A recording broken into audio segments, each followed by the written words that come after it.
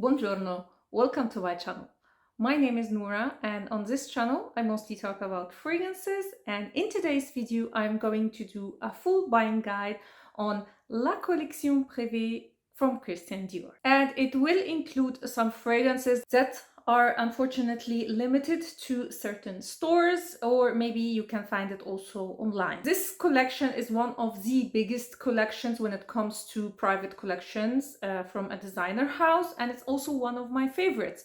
So we have so many fragrances to go through, so I am just going to start without any further introduction. And I am going to follow the same category as they divide their collection on their website, so it will be easier for you to go through them if you are shopping online. So I am looking now on their Italian website, and the first category they divide their fragrances in is in warm fragrances. So these are the spicy oriental fragrances in their collection. And the first one is Vanilla Diorama. This is actually my scent of the day. And this is a beautiful vanilla spicy gourmand fragrance. I have a full review on this fragrance, which I will leave linked down below and in the eye up here if you are interested in knowing more details about the fragrance itself and also the inspiration behind. So mainly this is, as I said, a spicy vanilla gourmand fragrance. It has also a kind of a boozy touch because there is rum in the note. But mainly, the main notes in this fragrance is vanilla, cardamom, orange, and also some hint of cacao. It is, after all, inspired by an actual dessert that the Christian Dior used to eat at Maxime. So it definitely has this edible gourmand touch to it. It's absolutely beautiful and one of my favorites from this collection. The only thing is that this fragrance does not have the best performance, so it has more of a moderate longevity and weak to moderate sillage. It's more of a cozy scent, winter time or maybe fall time fragrance. But if you spray it on clothes or on your hair, it will last for a very long time, but it's not your heavy hitter. So if you love vanilla, you love spicy fragrances, and even if you don't like gourmand, I highly recommend you check Vanilla Diorama. Next on the list we have AMBRE NUIT, and this is again a unisex. I forgot to tell you that also Vanilla Diorama I find quite unisex, although leaning a little bit feminine. AMBRE NUIT is also a very beautiful ambery floral fragrance. It's unisex, but in my opinion it does lean slightly masculine in the opening, but in the dry down it's quite in the middle, like really a strict unisex fragrance. Very inoffensive. It's kind of a signature scent. I find it also office appropriate. It smells very elegant and put together. I personally find that this fragrance would suit more a man than a woman, but objectively it's quite unisex. They credit only 2 notes, so they credit amber and Turkish rose. There is definitely more notes in this fragrance than the declared one. These are one of the fragrances that were released a long time, like when they first created the private collection, and then it was reformulated by François Demachy, who actually almost reformulated all the old collection. I don't know why, but anyway. So if you have the old one, I have no idea how it can compare to that one. This is definitely amber and rose, yes, but I personally smell a little bit touch of patchouli. It's quite clean and soapy in a way, so it's not your warm, cozy, sweet amber. And I know this is one of their best sellers, and I can see why. It's definitely an elegant, everyday, signature-worthy fragrance. So if you love more of a fresh amber, a floral amber, and you are looking for an office-friendly fragrance or a signature-worthy one, especially if you are a man, then I would highly recommend AMBRE and NUIT. Next, we have an oud rose combination, and this is Oud Isfahan. This is not a beginner-friendly oud in my opinion. It's quite loud, and I wouldn't say it's barnyardy or like a stinky oud, but yeah, it's not my favorite oud, I have to say. You get a lot also of the rose and the smoke.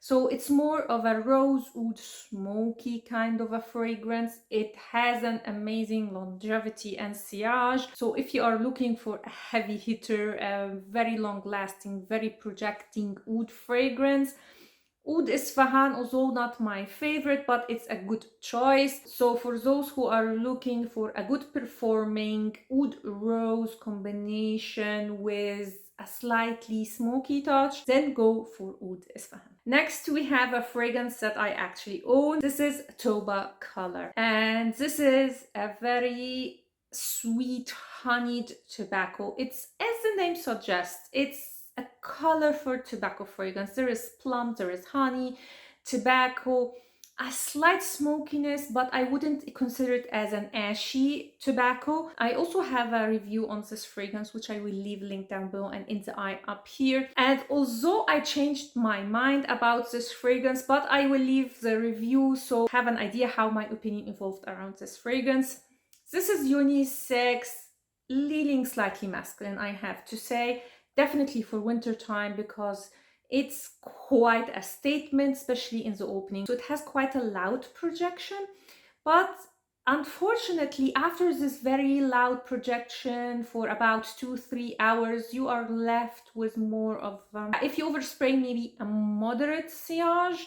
And if you don't spray this one on clothes, it will fade away quite quickly. So overall, it's moderate to strong longevity. Unless you spray it on your clothes, it will remain for a very, very, very long time. And if you hear honey and tobacco and you think about your typical sweet tobacco, like for example tobacco vanille, it's quite different. It's quite different to other tobacco fragrances that I personally smelled, and for that I decided to change my mind. I buy a bottle of it. So TOBACOLOR for sweet tobacco lovers. Next is another fragrance that I actually own. This is FEVE DELICIEUSE. This is actually the fragrance that introduced me to the private collection from Christian Dior, because it was quite hyped up for a couple of years ago. I don't know now, they don't talk about it so much, but definitely like 2 years ago this one was really hyped up. And FEVE DELICIEUSE is a spicy oriental tonka fragrance. It's quite sweet because there is vanilla and caramel, but not too much. It has quite a little bit of a fresh opening because there is lavender and mint. In the dry down, it becomes a little bit dusty in a way, and you get more of the gourmand touch. So you have the vanilla, you have also dark chocolate, the caramel, and it performs beautifully. This is very long lasting. I would say projection is from moderate to strong, but it lasts very, very, very long. Honestly, I have to admit, I bought this fragrance a little bit influenced by the hype, because they were saying that it's a discontinued one. It's actually not, by the way. I think they said that because Dior took a lot of their fragrances and made it exclusive to some stores. So maybe FEVE DELICIEUSE is not really available in America, and this is why they thought it was discontinued. Actually, you can find it also online. So I would say if you can find it in stores, try online. Almost all the fragrances from the Dior private collection come in 3 formats. So you have the 40 ml, which looks like that. Then you have a big bottle, so 125 ml. And then you have, I think, 220, like this ginormous bottle. But this is definitely for tonka lovers. If you don't like tonka bean, avoid this fragrance. This is the main character here. So if you love tonka, spicy, warm oriental fragrances, then check FEVE DELICIEUSE. Next we have another oud fragrance, and that is Oud Rosewood. This is, as the name says, oud and rosewood. It has also a little bit of sandalwood. It has also fruity notes and animalic notes. It has an animalic touch, but honestly, I prefer oud rosewood to oud isfahan because it's more unique. This is definitely masculine, and as you would imagine, it's definitely for woody fragrance lovers. When I first tested this fragrance, I did not like it at all. Since then, I became more familiar with the note of rosewood, and I now appreciate it more. As you would expect, it's quite long lasting and has a strong projection. So this one I would recommend for people who love a strict woody fragrance, that are okay with a slight animalic touch and love oud and rosewood. Oud rosewood is definitely for you. Next we have purple oud. And this is an oud saffron combination. You smell the oud, but to me, especially in the opening, the saffron is what you mostly smell. It has also a citrusy touch because there is orange and pink pepper. But yeah, to me, it's mostly oud and saffron, so you really have to be okay with saffron. I wouldn't say that this is a beginner-friendly oud, and it's definitely masculine. This is a very long-lasting fragrance, but it's not a beast mode. Again, it's more of a strong sillage, I would say, but it's not a beast mode in any way. I don't know about you, but saffron gives me a cold feeling, so this is quite a cold oud fragrance. So I would categorize this fragrance as an all year round one. You can wear it during summer or during winter. But I wouldn't say that it's an office friendly or that it's a fragrance that you can wear anytime. This is an elegant statement maker, if you know what I mean. So yeah, for saffron and oud lovers, purple oud. Next we have a fragrance that I am not sure if it's available only in selected stores or not, and I didn't see a lot of YouTubers talk about it, and that is leather oud. And honestly, I was afraid when I was testing this fragrance because, you know, leather and oud, I thought about a very animalic fragrance and a statement maker. It's actually not it. It's quite, yes, it has an animalic touch, so you can smell the leather and the oud, but it's very elegant. The blend is beautiful actually. It's actually more leather than oud, and yeah, it's so elegant, definitely masculine. I would love to smell a man wearing this fragrance. Although I am not into leather, but definitely this one took me by surprise. It has a lot of notes, but mostly you smell leather, oud, and a smoky touch. There's also, I think, floral touches, but you get it, yes, in the very dry down, but it's more in the background. The blend is absolutely gorgeous. I think it is an exclusive to selected stores, but it's beautiful. Actually, according to my experience, a lot of the fragrances that Dior decided to make an exclusive are one of their best fragrances actually. Anyway, leather oud, I would imagine this one on a very elegant, put together, mature man.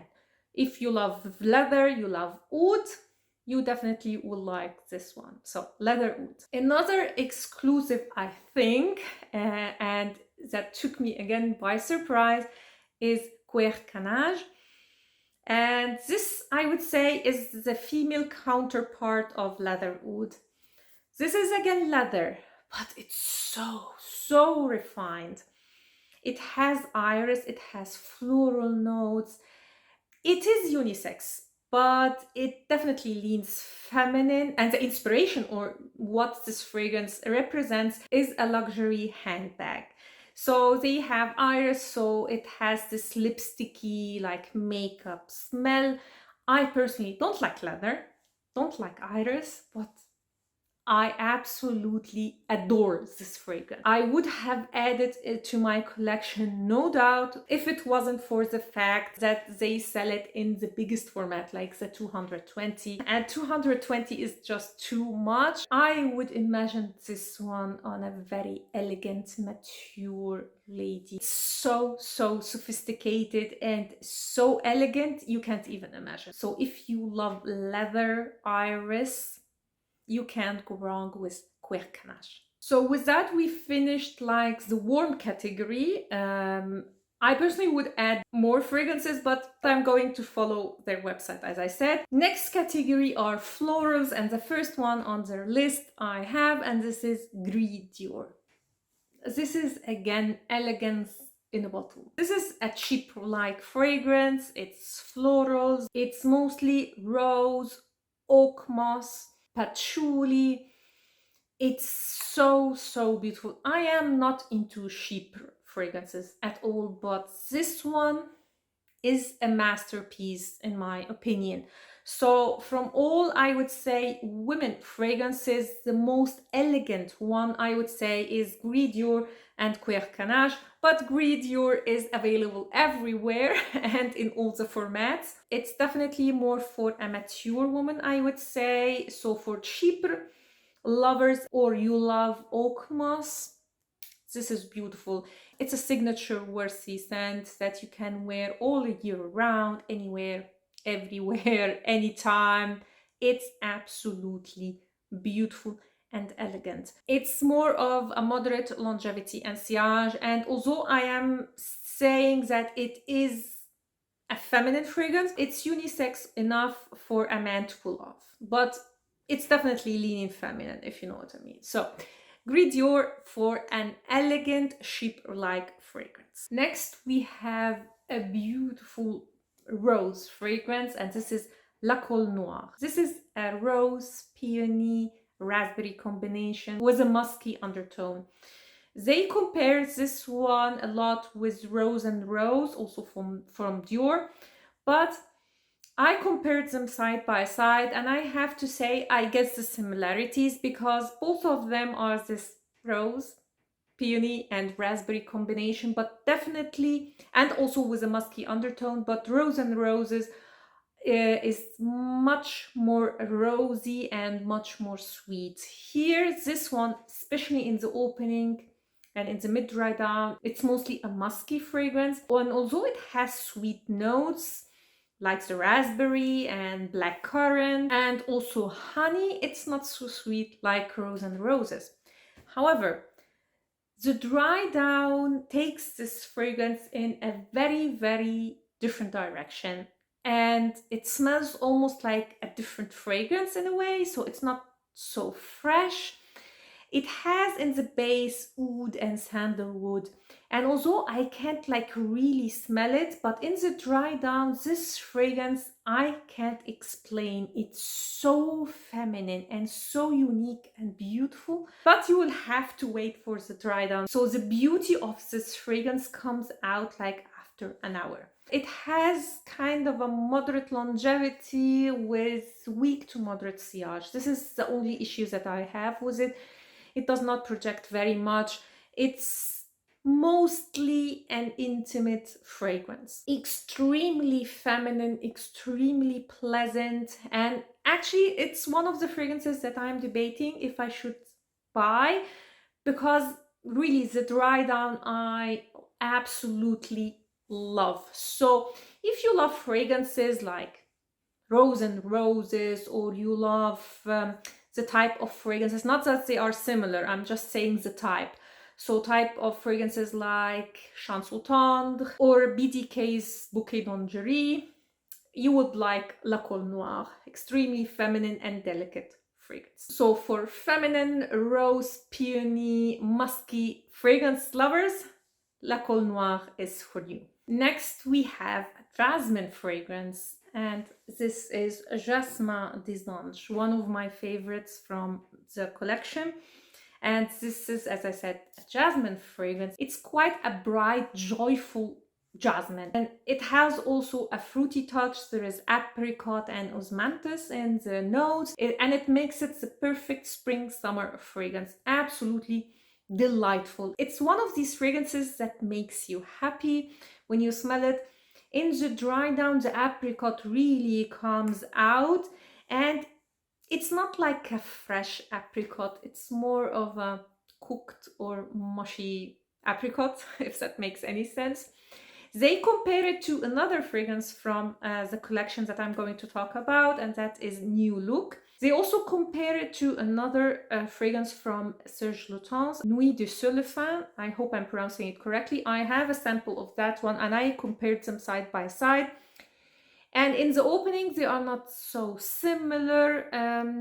I would say it's more like a 40% of similarities. Nuit de Cellophane has honey, and this is what really makes it different. However, in the very, very dry down, so when the fragrance is on your skin for about like an hour and a half, something like that, they become more similar. But still, I prefer Jasmin des Anges because I don't like the honey note that is in Nuit de Cellophane. And this one is one of my absolute favorite jasmine fragrances, and I have quite a lot because jasmine is one of my favorite notes. So Jasmin des Anges, I would highly, highly recommend for jasmine's lover. Next, we have another jasmine fragrance, and that is New Look 1947. And this is totally different to Jasmin des Anges. Yes, it has jasmine as a main note, but this is more of a creamy vanillic jasmine. It's in the opening like a bouquet of white flowers because there is jasmine, there is tuberose, there is gardenia. But in the dry down, it becomes very creamy, almost tropical-like, because there is ylang-ylang and benzoin. And benzoin is really predominant here. It's absolutely stunning. It has, again, kind of a moderate longevity and sillage, almost like Jasmin des Anges, but in my experience, Jasmin des Anges just lasts a slightly bit more. But anyway, both of them are gorgeous fragrances. Only that this one is definitely jasmine forward, and the New Look has more of a tropical feel to it. So for white florals lovers who are looking for a creamy vanillic white floral almost with a tropical touch, then New Look is for you. Next we have Grand Bal. This is again a jasmine fragrance, but it has again this tropical feel to it. It's not creamy and vanillic like New Look. This is more of a ylang-ylang experience. It's more jasmine in the opening, but in the dry down, I would say the ylang-ylang takes over. You do smell the jasmine, of course, but it's mostly ylang-ylang. So to me, it's a white floral, yellow floral experience. And the difference between this one and New Look is that New Look is quite creamy. There is a lot of benzoin, as I said, so it's very creamy and warm and sweet in a way.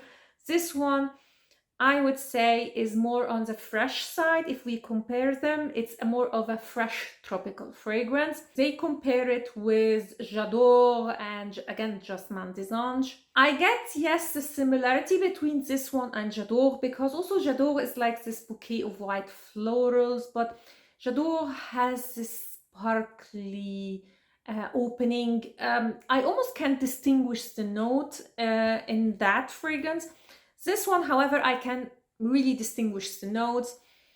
In the dry downs, they become quite similar, I have to admit, but still I wouldn't categorize them as similar fragrances. They belong to the same family, if that makes any sense.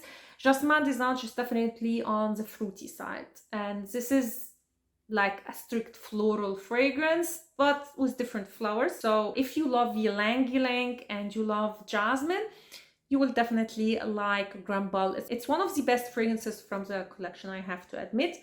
I personally am not into ylang-ylang, and this is why I did not buy that one. Next category is the sensuals. And the first one is Bois d'Argent. Again, one of the most famous from the brand. And this is mostly iris, musky fragrance. So I'm not sure why it's called Bois d'Argent, and it has no woods, at least in the declared notes. I guess because there is this woody touch to it, and although it's a unisex fragrance, I would categorize it as the masculine counterpart of Gris Dior. So this is a very signature worthy, everyday, anytime, office friendly kind of a fragrance. It's unisex, yes, but it leans slightly on the masculine side, just slightly. It has myrrh in the notes, but mostly I personally get the iris the most. It's often compared to Bois d'Iris from Van Cleef's and Arpels, and I definitely get that. They are definitely similar. I would say Bois d'Iris has more iris than this one. This is more clean, let's say, but I would say they have like 80% of similarities. So if you love Bois d'Iris and you wanted a more masculine version, or you wanted a better performing one, then I would consider Bois d'Argent. This is not very long lasting, but it does project more and it lasts longer than Bois d'Iris, in my experience at least. It's quite inoffensive, so if you are looking for an everyday kind of a scent and you love iris, I would definitely recommend Bois d'Argent. Next we have EDEN-ROC. This is again a fragrance that I did a review on, which you will find again in the description and in the eye up here. This was released last year and it's in homage to a very famous hotel, EDEN-ROC, on the French Riviera. So if you want more details about the inspiration and the fragrance itself, definitely check that review. This is a very fresh summer fragrance, so I'm not sure why they include it in the sensuals. It's not sensual to me. Anyway, this is mineral jasmine fragrance. François de Machy again did a great job with the inspiration. So you definitely get this Mediterranean coast vibe to it. It has pine tree, some citrus, and this mineral touch to me really resembles the Mediterranean coast. Big dose of jasmine. To me, this is the predominant note. They say it has coconut in the notes. I personally can't get coconut. It has a touch of creaminess, so this is maybe where the coconut comes, but you can't really smell it. I absolutely love this fragrance. It's a beautiful fresh summer fragrance, but it has a terrible performance. It does not last at all. Let's say weak to moderate longevity and definitely a weak to moderate sillage. Some subscribers did tell me that it did last on their skin. Unfortunately, on my skin, it does not last very long, and it's a shame because I absolutely adore this scent, but it's not everybody's cup of tea. So if you look up the notes and you were intrigued by the coconut, there is no coconut. You really can't get it. I wouldn't even consider it a safe blind buy for those who love jasmine, because yes, it's the predominant note, but this mineral touch is definitely not everybody's cup of tea. So I would say sample before buying. By the way, it's totally unisex, although it has jasmine. To me, this is quite unisex, leaning slightly, but really slightly feminine. So EDEN-ROC for a fresh summer fragrance. Next, we have quite a masculine fragrance, and this is Spice Blend. And as the name says, this is mostly a spicy fragrance with a woody base. You have here an overdose of pepper, both pink and black pepper. There's also cinnamon, cloves, bay leaf, like a big mix of spices with a woody base. So if you love fragrances like Viktor and Rolf Spice Bomb, you will love this one. It has an amazing performance.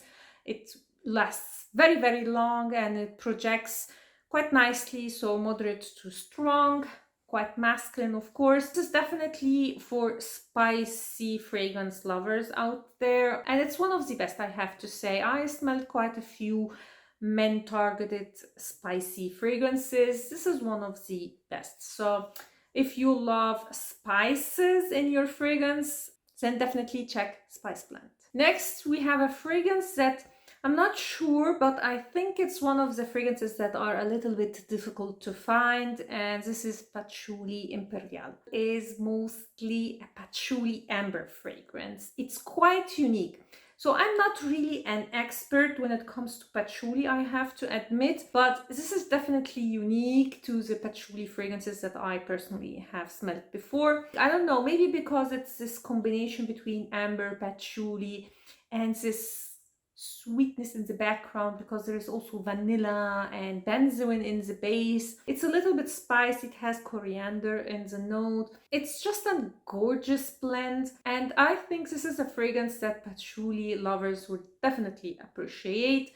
I can't talk about longevity and sillage because this one I did not test on my skin. They have no samples, so this is why I think it's one of these like exclusive fragrances. But it seems from papers that it's going to have at least a decent, or maybe better than moderate, longevity and sillage. It's unisex, but definitely leaning masculine.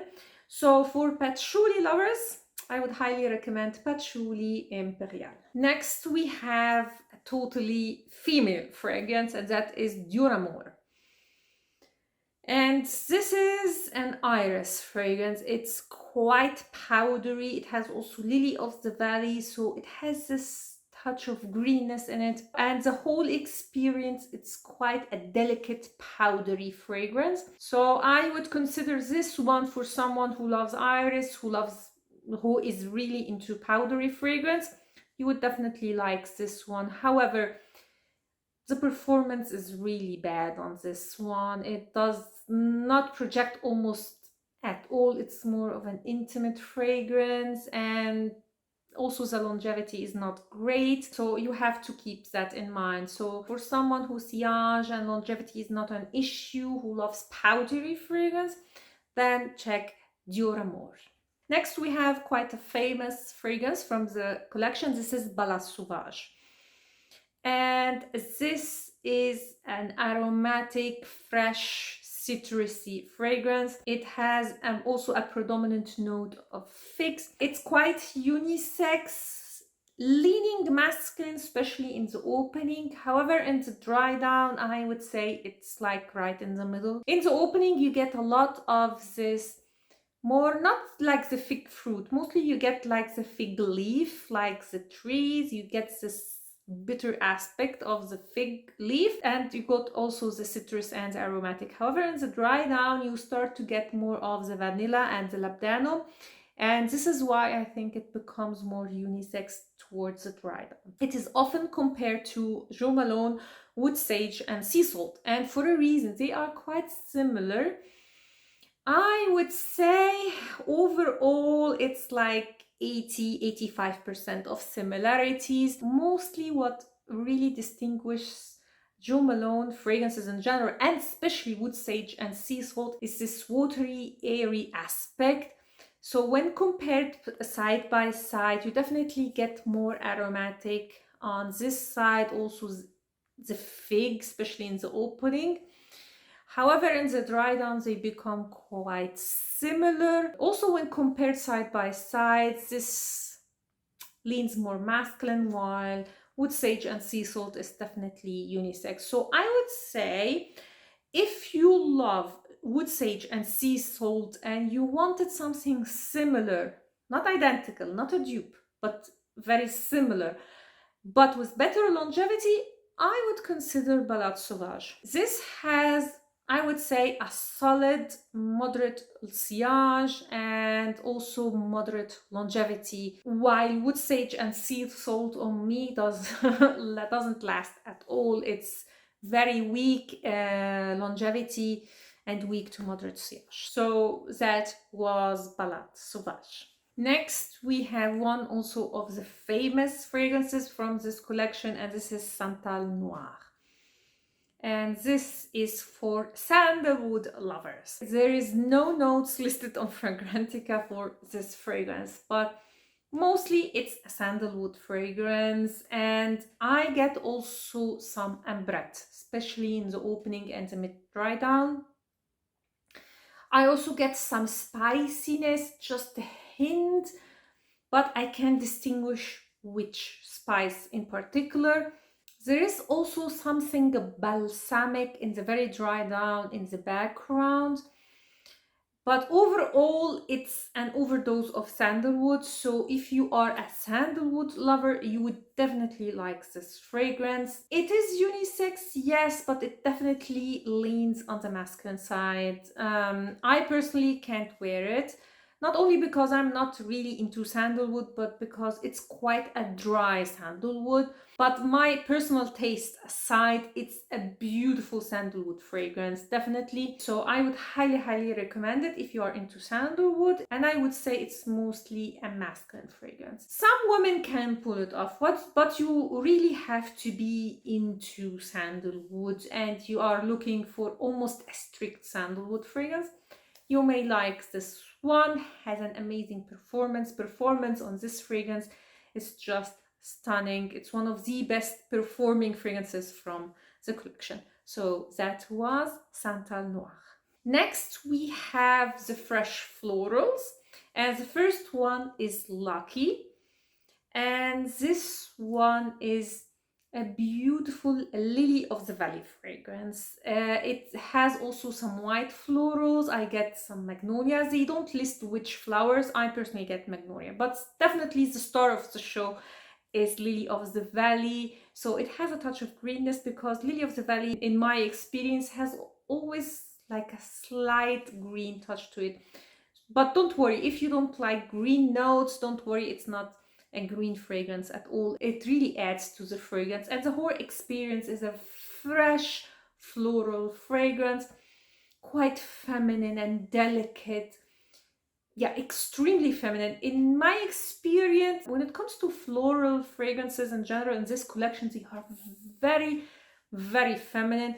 The only exception I would say is EDEN-ROC, which is more of a unisex, but the rest extremely feminine. So if you prefer fragrances like that exude femininity, you have quite a lot of options in this collection. If you love Lily of the Valley, definitely check this fragrance. However, it does not last very long. It lasts on my skin for about 3 hours with a weak to moderate sillage, let's say, for an hour. So it's a fragrance that you have to reapply again and again during the day. If you don't mind that and you love Lily of the Valley, then definitely check Lucky. Next we have Sakura, another very famous fragrance, and I definitely see the hype behind it. The main note here is cherry blossom, but it is also blended with mimosa and rose and a musky undertone. It's the perfect blend between fresh, floral and powdery. It is compared to Springtime in the Park by Maison Margiela from the replica line. And I compared them side by side, and definitely there is a lot of similarities there. What mainly characterizes Sakura is the powderiness, while Springtime in the Park is more fresh. So side by side, yes, they are similar, but I would say not a dupe. So I would say 70% of similarities. I definitely prefer Sakura. It's so delicate and feminine, and the name is quite appropriate. It's a stunning feminine fragrance. However, again, longevity is not great on this fragrance. It does not last on my skin. It's like weak to moderate, and also the sillage is also very weak. So this is my only issue with this fragrance, but it's beautiful. If you love cherry blossom and you are looking for a fresh floral, feminine, delicate, powdery fragrance, you can't go wrong with Sakura. Next we have a very beautiful tea fragrance. This is Tea Cashmere, and this opens up with a beautiful citrusy tea note. However, the dry down is more floral, so I get why they put it in the fresh floral category, because definitely, although the tea is there in the dry down, I get more the florals than the tea. Some people compared it to Elizabeth Arden green tea, maybe in the opening a little bit, but no, in the dry down it's more floral. And although this floral touch, I would say it's unisex, definitely leaning feminine. It definitely has better performance than the Elizabeth Arden one. So I would say this is more of moderish longevity and sillage. It's not quite there, but it's not in the middle between weak and moderate, if you know what I mean. Like a sweetened tea somehow, if that makes any sense. Anyway, so tea cashmere for tea lovers. Another rose fragrance is Rose Kabuki. And this is a very dewy rose. So they list only 3 notes in this fragrance: rose, dewy drop, and musk. I personally get more notes because in the very dry down I get some sweetness that I think comes from kind of a berry note, something fruity. But overall, it is a dewy rose. I have to admit, this is not my favorite from the line, from the collection. Not only because I find the smell quite generic, but because the longevity and sillage is absolutely terrible on this one. This did not last on my skin at all. It did not project. So for all these reasons, this is not my favorite. And it's not the only rose in this collection. For that reason, I really can't recommend it. It's not special enough. There is no longevity and sillage. And there are some better rose fragrances in the line. So, for example, La Col Noir. And for that reason, I can't really recommend this one. So that was Rose Kabuki. Since I am doing a buying guide and I cannot not mention the next fragrance, a lovely subscriber of mine did mention to me that this name is a racial slur, and that is for the Romani people, as if you have said the N-word. So for that, I am not comfortable pronouncing the name of this fragrance, but since I am doing a buying guide, I have to mention it, and that is a Rose Gypsy. This is again a dewy rose that, honestly, apart from the name, I can't really recommend, for the same reasons that I can't recommend Rose Kabuki. Both are dewy roses. This one has more green touch, so it's more of a natural smelling rose than Rose Kabuki. But again, not special. You will find a lot of rose fragrances on the market that are similar, have the same vibe. And I also wouldn't recommend it because the performance, it has a slightly better performance than Rose Kabuki on my skin, but still, yeah, it's not unique enough. It doesn't perform enough for me to recommend it. Next fragrance is Souffle de Soie. I hope I'm pronouncing it correctly. And this is again a very fresh, floral, rosy, delicate, feminine fragrance, but that I can actually recommend because it is unique enough. There is not only rose, there is jasmine, there is tuberose. So it's again a bouquet of white florals with a musky undertone, but it's quite unique. There is a bite to this fragrance. I saw in Fragrantica that they compare it to Eau de Merveille from Hermès. I get it, because also Eau de Merveille has this bite. It's not like it's spicy, but yeah, it's quite special. It's not your usual typical musky white floral fragrance. In the dry down, I get the violet, so it's maybe the combination between LME, violet. There's also cinnamon in the notes. I personally can't get it, but it's a quite unique, fresh, floral, feminine fragrance. And when it comes to longevity and sillage, I would say it's more of an average fragrance, so it's kind of a moderate longevity with weak to moderate sillage. It doesn't have an amazing performance, let's say, but it's good enough. So this is again a fragrance that I would recommend for those who love Chance au Tendre, love Bouquet d'Angerie from BDK. I think you would love also this fragrance. I know I said the same about La Colle Noire, and that doesn't mean that they are similar fragrances. They just belong to the same family. I personally have to say prefer La Colle Noire, but also this one is quite beautiful. So, SOUFFLE du Soir. Next category is fruity florals, and the first one is quite famous, and this is Rouge Trafalgar. This is berry bomb, a very strong in-your-face berry fragrance. There is raspberry, there is blackcurrant, strawberry, cherry, a lot of sweet berries. Fruity notes by definition are quite synthetic, and I personally find this one quite synthetic. This is why I don't like it. They do compare it to Lalique Amethyst. Yeah, they come from the same family, but they are not very similar. What really distinguishes Lalique Amethyst is the floral touch that tones down the berries, make it to me a better blend. Anyway, I wouldn't really compare it to Lalique Amethyst. To me, this is a fragrance that if you love fragrances like Angel Nova, you will like this one.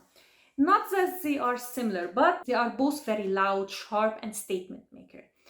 This has an amazing performance. It has moderate to strong sillage and is very long lasting. So performance is not an issue with this one.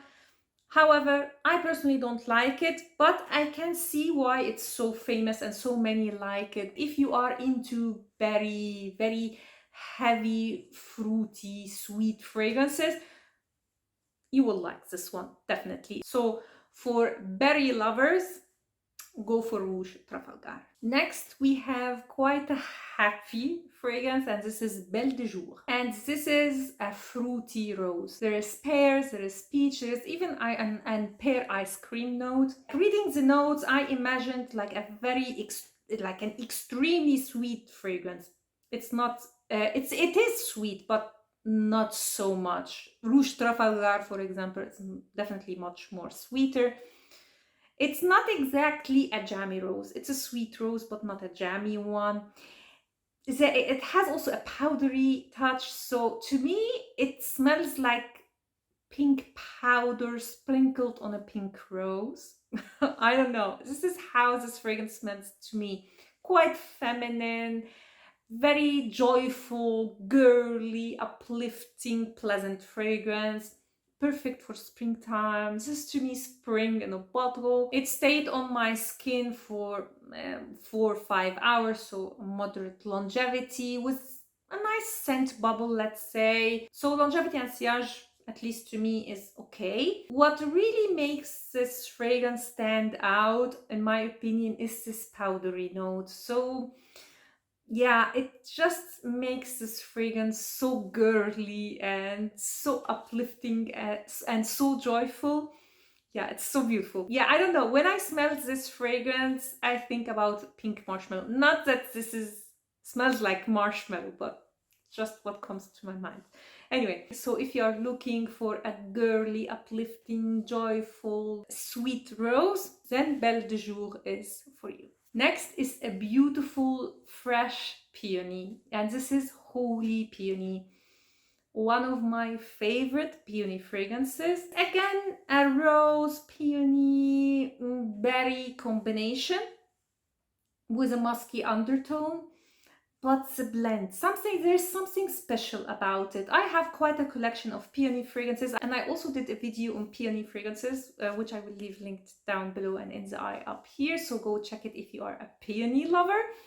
This is one of my favorites. What makes it really special is how it is blended. I can't say that there is a special note that this fragrance has that makes it special to other fragrances that have peony, rose, and berry, but still there is something very special about it, and I really like it. It has a moderate longevity and sillage, and it's the perfect balance. It's fruity, it's floral, it's fresh, it's musky, but in the perfect balance, in my opinion.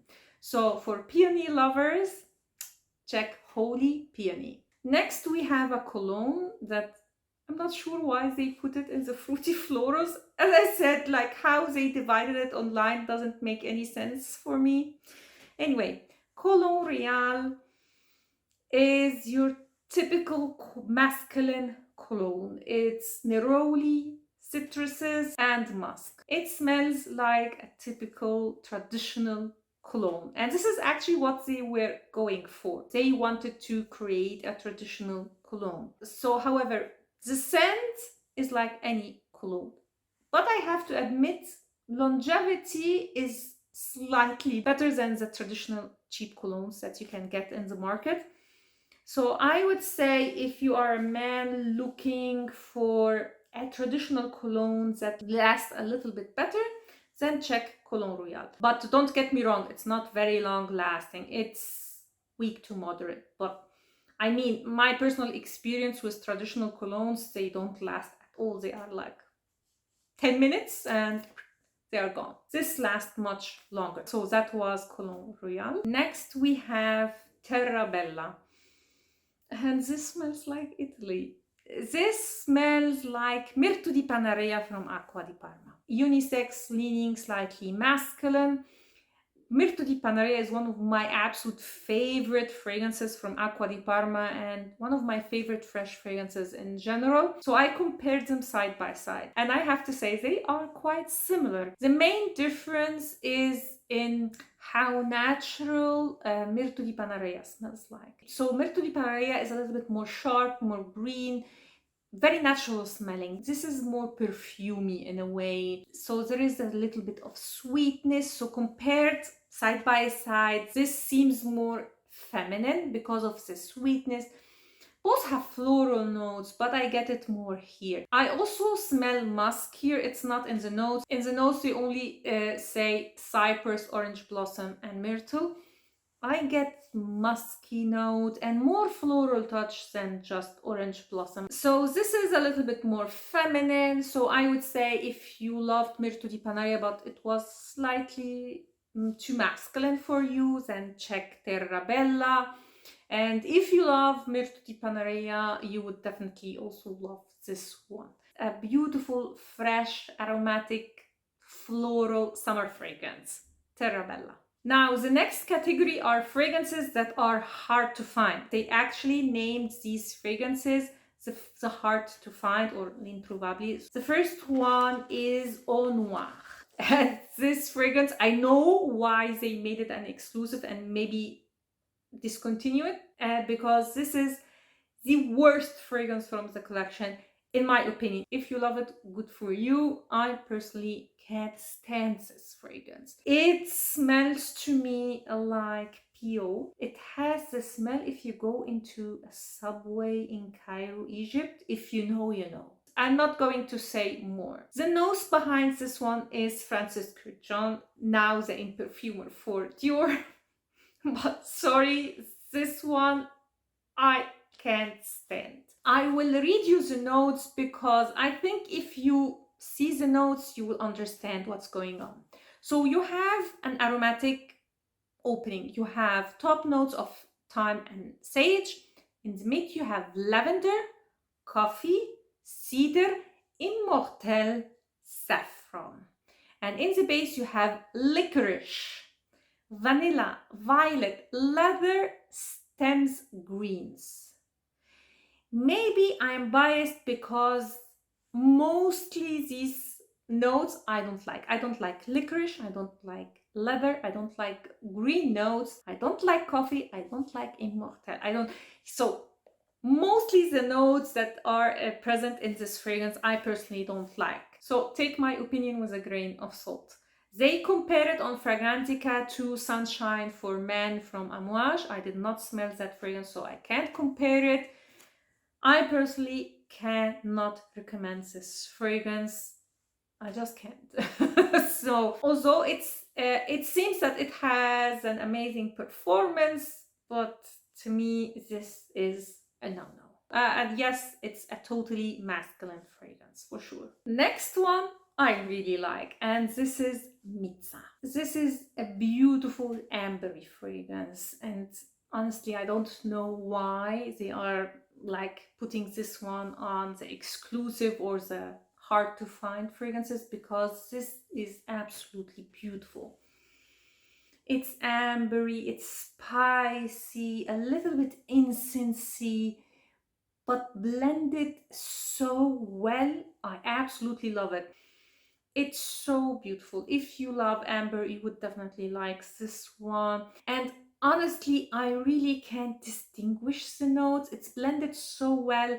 I get the spicy touch, I get incense, I get the amber, slightly labdanum, but I can't distinguish which spice am I smelling. So Mitza for amber fragrance lovers. Next fragrance is a totally masculine one, and this is Granville. This is a totally green aromatic fragrance, so very, very masculine. And for this kind of a fragrance, this one took me by surprise. Not for the scent itself, but for the performance. This one projected like crazy and was very long lasting, at least on paper. I mean, these kind of fragrances, even when I spray it on paper, they don't last very long and they don't project so much. This is definitely a beast for a fresh aromatic fragrance. And this was created to replicate the smell of wind and turbulent weather. So the weather that Christian Dior experienced in his childhood in Normandy. I can't see that this resembles wind, but it's a beautiful fragrance that has amazing performance for these kind of fragrances. So if you are a man looking for a good performing aromatic fragrance, Granville is for you. Last fragrance is not available on the website because it's a discontinued fragrance. But when I went to test all these fragrances, I still found it, and the lady told me that you can still find it in some stores. So it will remain until they finish all what they have. And I'm talking about MILLY-LA-FORET. This is a musky floral fragrance. And honestly, I know why they discontinued this one, because it's nothing special. It's more musky than floral. So when I looked up the notes, I imagined something different. I imagined more of a floral bouquet with musky undertone, and this is not it. It's definitely very, very musky. It is floral, but really in the background, and it doesn't perform very well. So no wonder that they discontinued this one. And I only mentioned it because maybe you were curious about it, or you have a chance to blind buy it somehow. I don't know. This is my opinion. It's not worth it. So that was MILLY-LA-FORET. And with that, I've finished all 35 fragrances. Actually 36 if I also count the MILLY-LA-FORET. It took me a long time to do this buying guide, so I hope you liked it, and if you did, please give it a thumb up and consider subscribing to my channel. I do here a lot of buying guides, fragrance reviews, top 10 lists, so if this is your thing, then please consider subscribing and also hit the notification bell so you will get notified when I upload any new video. Thanks a lot for watching and see you next time. Ciao!